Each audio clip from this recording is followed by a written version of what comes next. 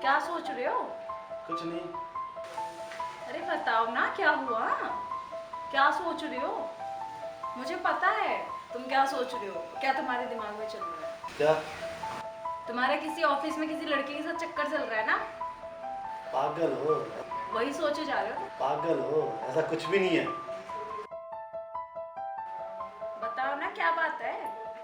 क्या छुपा रहे हो? कोई तो बात जरूर है। तुम्हारा किसी लड़की के साथ चक्कर चल रहा है ना ऑफिस में। मुझे सब पता है। तुम कुछ छुपा रहे हो। तुम्हारी सारी करतूत जानती हूँ मैं। अरे ऐसा कुछ भी नहीं है। पागल हो तुम? झूठ मत बोलो। तुम क्या उससे शादी करना चाहते हो? इसलिए इतना खामोश बैठे हो? किससे? जो ऑफिस में तुम्हारे काम करती है ना। ऐसा कुछ भी नहीं है। तब तुम इतना खामोश क्यों हो? ऐसे चुप क्यों बैठे हो? अरे मैं ये सोच रहा हूँ कि धोनी ने क्या सोचकर आखिरी ओवर जडेजा को दे दिया। बेवकूफ कहीं की।